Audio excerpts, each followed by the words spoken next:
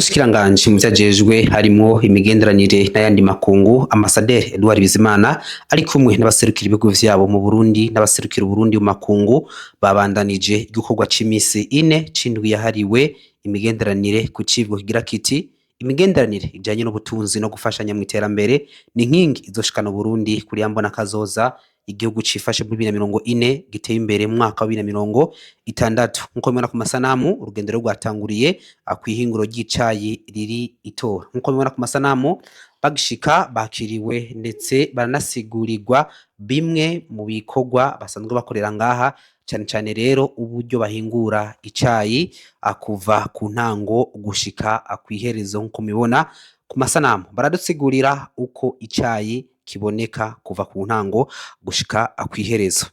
Jewe nitwa Nzambimana Evariste jejwe gukurikirana umwimbu w'icayi giseye muri izindi hari imirima ya OTB akabaho n'imirima y'abanyagihugu rero imodoka zigenda mu gitondo zikazana umwimbu bisaba yuko imodoka zigenda ikagira ituru ya mbere igasubirayo ikagira turu ya kabiri. Imodoka ishitse ngaha turapima ico cayi tukamenya imodoka yariyo yose icayi izanye tugaca tucakira tugaca tugisanza kwibi bitanda mubona inyuma yanje.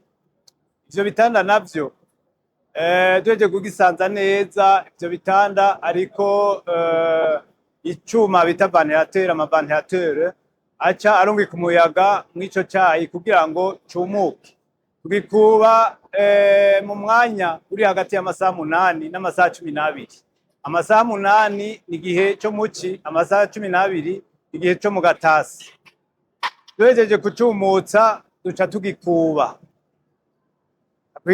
tugikuba hanyuma duhejeje kugikuba gica kimara iminota 90 kiri kwindi mashini igihindura kugira ngo dushobore kuronka akanovera k'icayi imbere yuko tucumutsa. Hanyuma turacumutsa mu minota iri hagati ya 16 na 20 bijanye naho nyene n'igihe muci usanga ari nka 16 mu gatasi naho gasanga ni 20. Aho rero tweje kucumutsa ico bita amagrade abakivanganye yose abakeneye kugira ngo umuntu ayavangure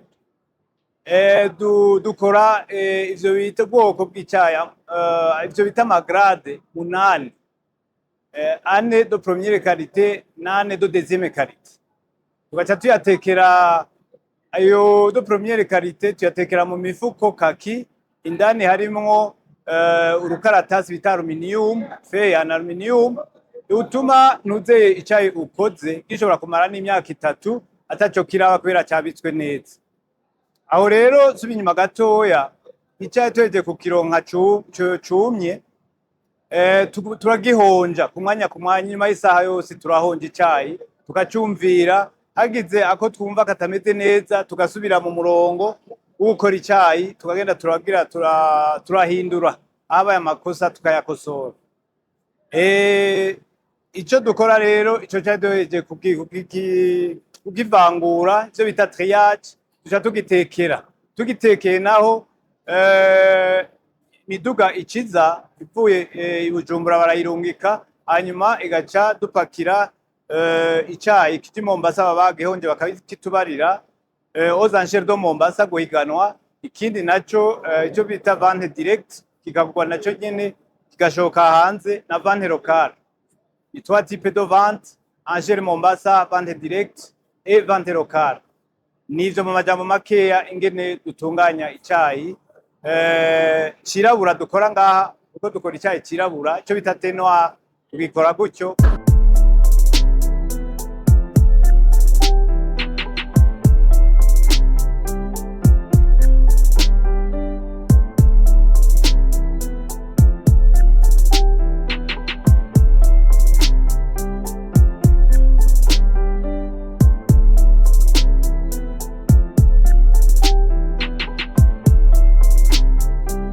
Urugendo rukaba rwabandanirije mu kibanza ciratiro kw'isoko ry'uruzi Nile riri mu Rutovu hamwe no kuraba kandi piramide yubatswe n'umudagi hari mu 1938 ariko kandi isoko naryo Nile rikaba ryavumbuwe mu 1934 bagishika rero bakaba bakiriwe na buramatari w'intara ya Burunga Parfait Mbonyibuka nkuko mubibona ku masanamu. Aha bariko rero barasigurirwa bimwe rero mu mateka cyane cyane ya runo ruzi Nile. Aha twavuga rero nko kuri bitari bike rero bijanye n'ano mazi ya Nile nuko yavumbuwe rero mu 1934 akaba yavumbuwe rero Mudagi. Hamikini mwomenya nuko aya mazi kuva ngaha gushika muri Egiputa bitwara amezi agera kuri 6. Nuvuga ngo wewe uyakoze ko ukoze muri aya mazi agaseseka hasi kumubibona bitwara amezi agera kuri 6 kugira ngo ashobore gushika mu gihugu ca Egiputa, kandi hari ibirometero bigera ku 6,600.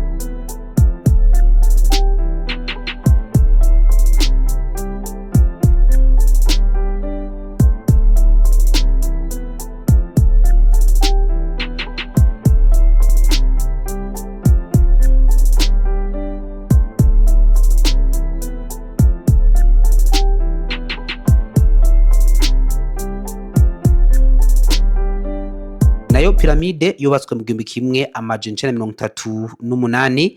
Ico kibona navuga ngo mubona ni plaque, ikaba rero yavuye mu gihugu ca Kongo hitwa Ikatanga. Iryo jisho mubona naryo rikaba riraba mu gihugu ca Egiputa nkuko mubibona ku masanamu.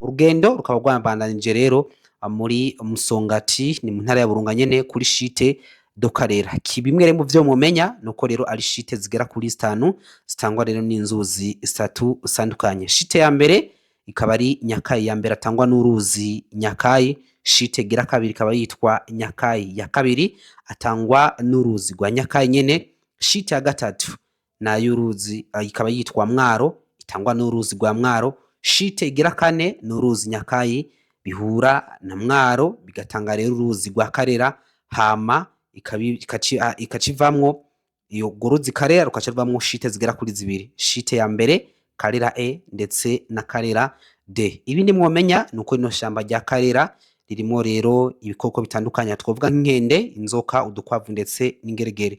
Rikaba rero ripima hectare 142. Ikini mwomenya hari sanzwe hari isenga gibuye aho abantu kuva kera baza kubandwa, ariko kandi nubu baracaza nko twavyiganiwe n'abasanzwe bakira ingenzi muri ico kibanza. Cyane cyane rero ngo haza bamwe mu babuze uruvyaro, twavuga nk'ingo zabuze uruvyaro.